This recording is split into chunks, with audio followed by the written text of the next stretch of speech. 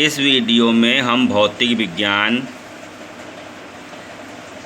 कक्षा 12 पार्ट 1 और पार्ट 2 के कंबाइंड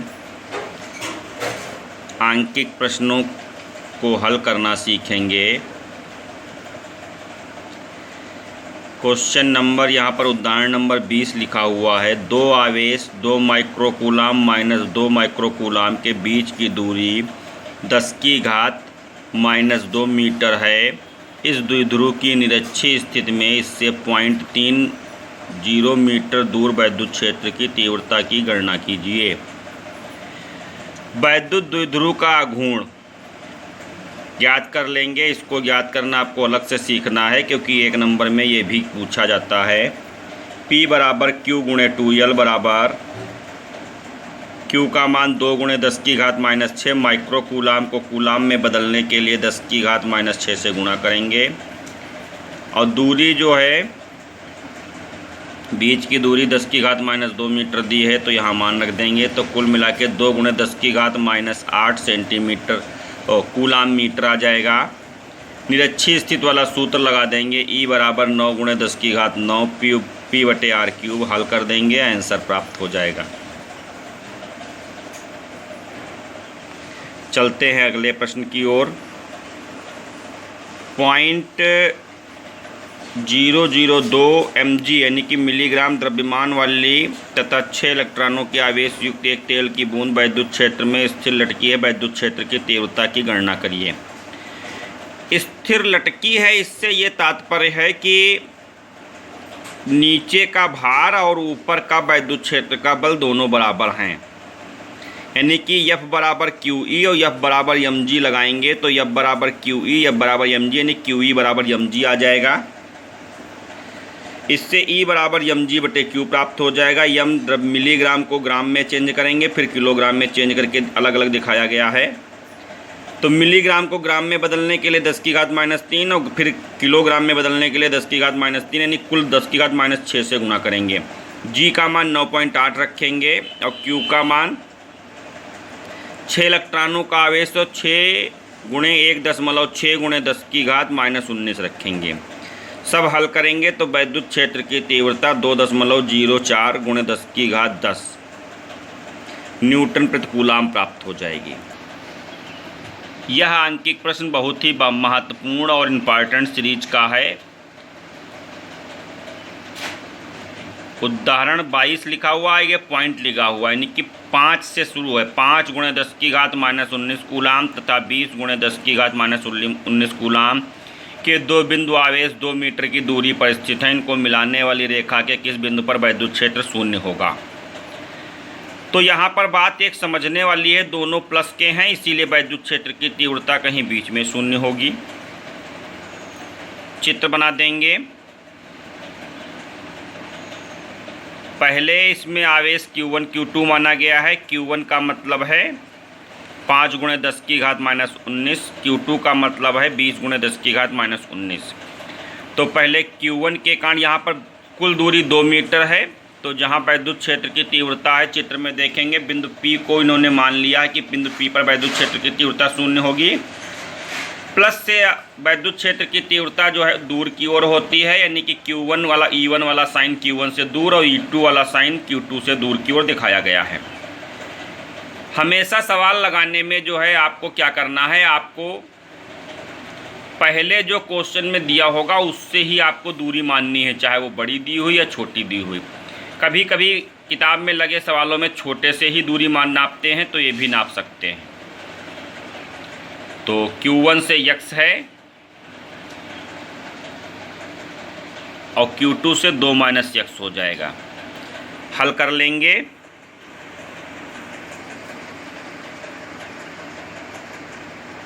E1 बराबर यहाँ पर 1/4 पाई एप्सिलॉन 0 लिखा हुआ, आप 9 गुणे 10 की घात 9 भी लिख सकते हैं।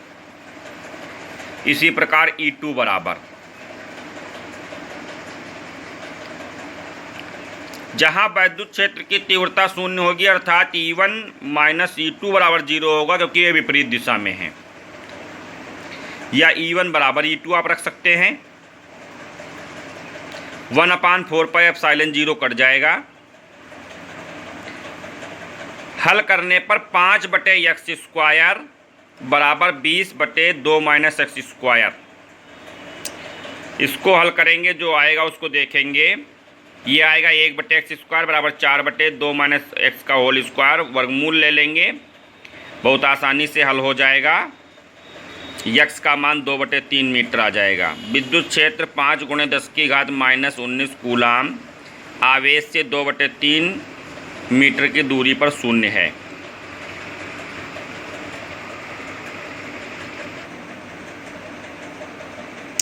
ये गॉस की प्रमेय का उदाहरण है।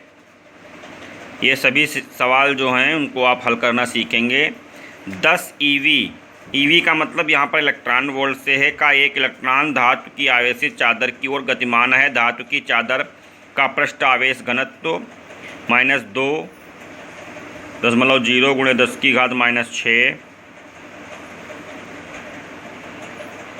कूलाम प्रति मीटर स्क्वायर है।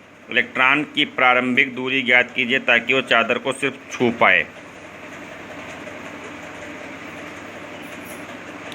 यहाँ पर हमने प्रारंभिक दूरी यक्स मान ली है, तो वैद्युत क्षेत्र की तीव्रता का सूत्र क्या होता है? E बराबर σ/ε0। चूँकि चादर ऋणावेशित है अतः इलेक्ट्रॉन चादर से प्रतिकर्षित होगा।